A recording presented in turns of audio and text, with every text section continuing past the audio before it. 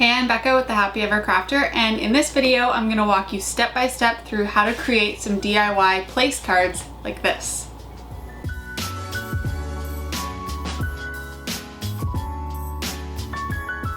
Okay, so first things first, I am not going to be teaching you actual calligraphy in this video. So if you've never done calligraphy before, I've got tons of other videos. I suggest starting with this one and then come back to this when you're ready. But I definitely suggest that you already know calligraphy before you try and do these place cards with me. In this video, I'm going to show you my 5 tips for centering and writing some place cards.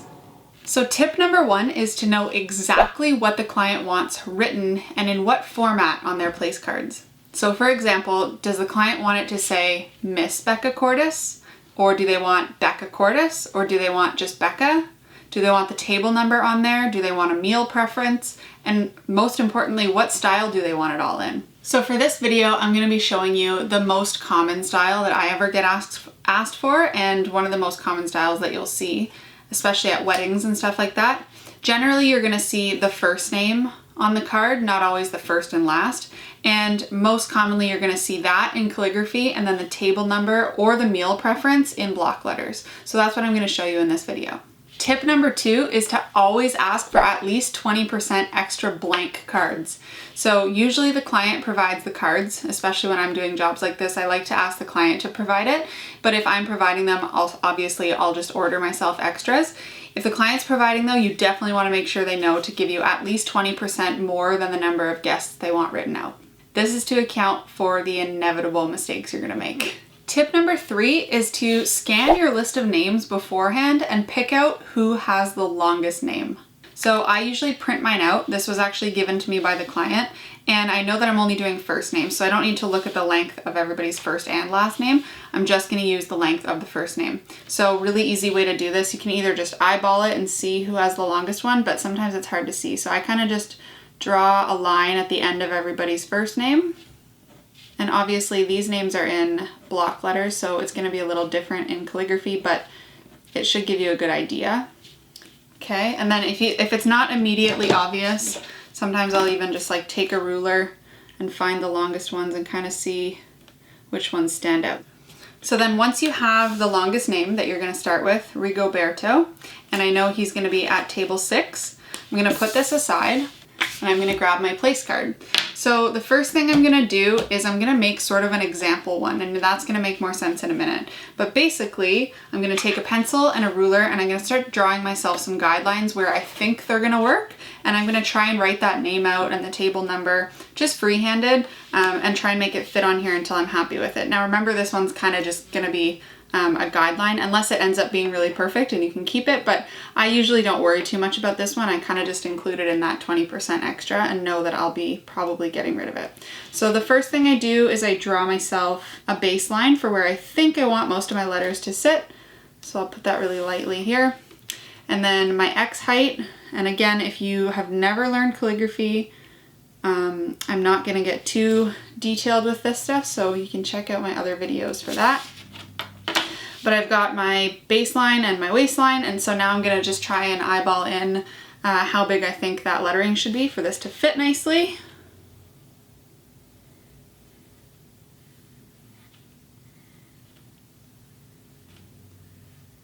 Okay, that actually worked pretty well. I want my capital letter to be actually a little bit bigger.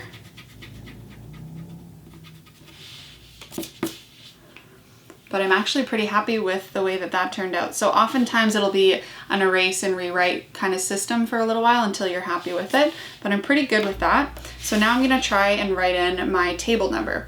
And so for this one, if you haven't seen my envelope centering video, I do envelope addressing as well, and that video talks about how to center or left justify, right justify. That would be helpful for this. But basically what you're going to do is look for the descender, so that G is sort of in the way of where I would want to put my table number. So for this name specifically, I'm actually going to put the table number right justified, which means I'm just going to draw myself some guidelines here, starting from the end of that O, because I want it to be lined up with the end of the name. And it's going to be pretty small lettering. So there we go. And now I'm just gonna try and write on the table number. And he was at table 6, so I'm actually gonna work backwards here. And again, I mentioned this in my envelope video, so you can definitely check that out. But I'm gonna start with the 6 on this end, and then I'm gonna write table backwards. This makes sure that it's right justified. Takes a little bit of practice, but once you get it, it's actually pretty helpful with writing table numbers and addresses and stuff like that. So there we go. I've got my name and my table number written out. And now I'm gonna go over it with my brush pen and my Micron pen. So I'm using a Tombow Fudeno Suke. This is just my favorite black brush pen, pretty small tip. And then a Micron size 03.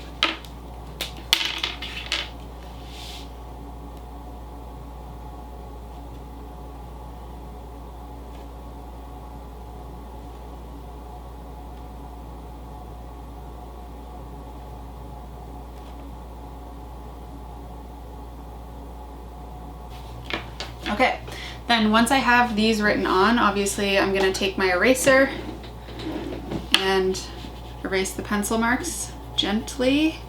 Obviously, if you're using a really juicy brush pen, sometimes it can smudge, so just make sure that it's really dry before you do that.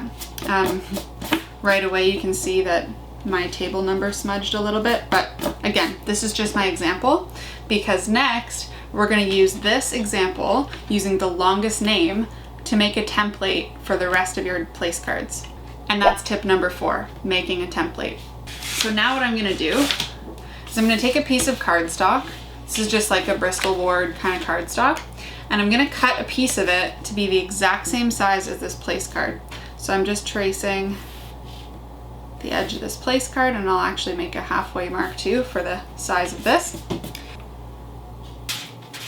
Okay, so I've got my example card here, and now I'm gonna put it right beside my original, and I'm gonna use my ruler to shoot some guidelines across.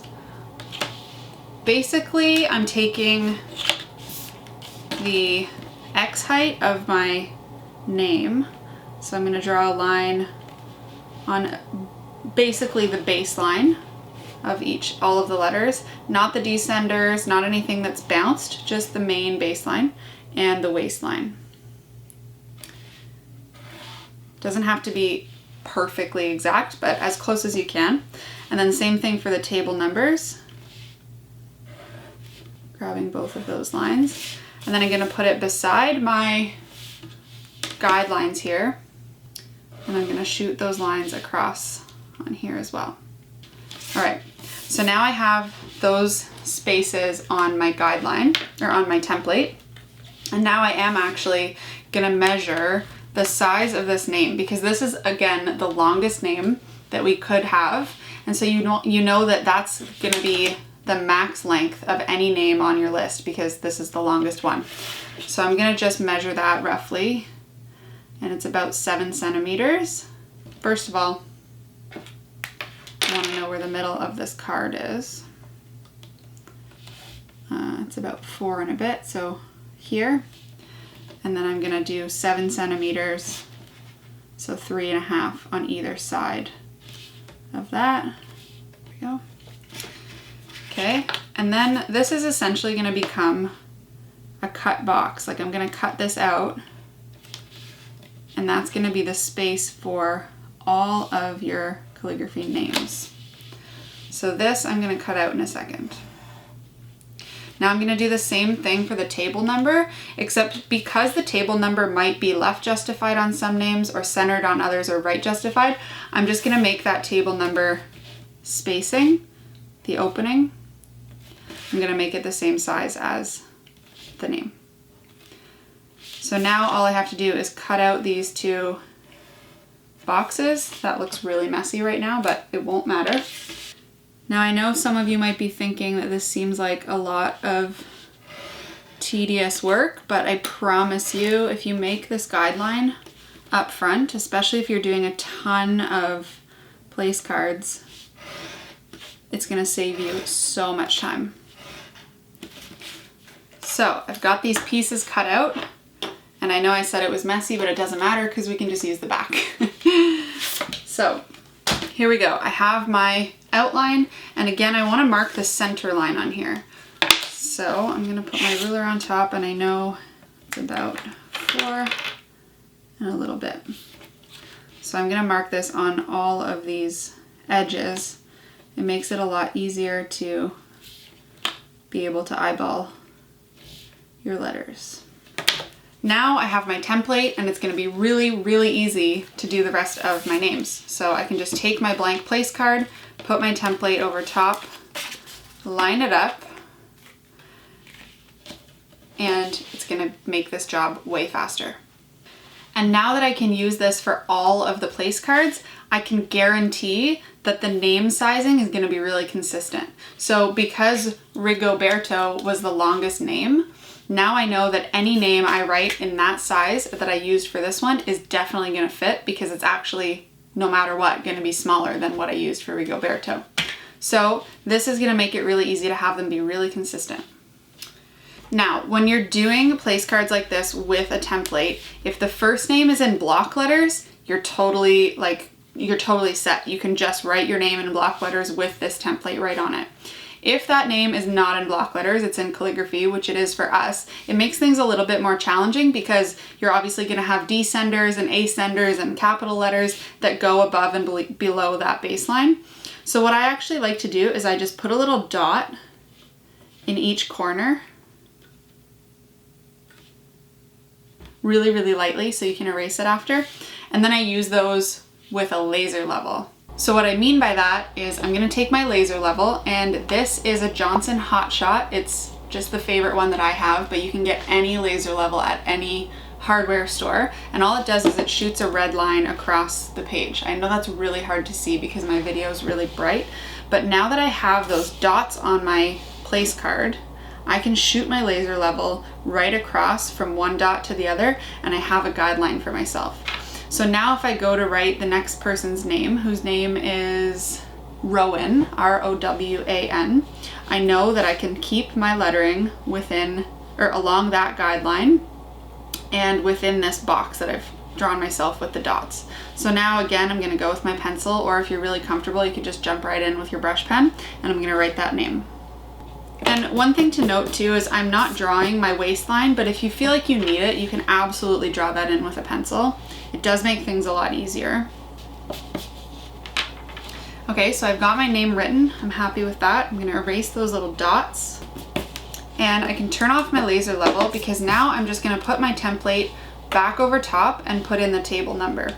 Now with the name Rowan, I know that I don't have any descenders that are blocking my table number. So I'm going to put this template back over top, and this time I'm going to try and center the table number. So Rowan is sitting at table 3, and if we look at the word table and the number, you have 1, 2, 3, 4, 5, 6 characters. So now I'm just going to use the center line, this red dot I put on my template, and I'm going to center the word table 3 on here. So again, this might take a little bit of retrying to get it perfectly centered, but I find if you start with the letters in the middle of the word and work your way out on either side, it's easier. So I'm going to start with the B, and then when I remove the guideline, my table 3 is perfectly centered with my name, and all of these characters are the same size as that first original card I did for Rigoberto. So now, again, obviously just go over it with your brush pen and your micron, or whatever tools you're using for your place cards. And there you have it, some really, really consistent place cards. So again, you could take this template and reuse it for every single one of the place cards in your stack, and it'll save you tons and tons of time. So I hope these tips were helpful. Good luck with your place cards, and if you also need to do envelope addressing, I have you covered. Check out this video, because in that one I also include a free downloadable template as well. I hope you enjoy it. Definitely hit the subscribe button if you like tutorials like this, because I put out 2 new videos every single week, and I'll see you next time.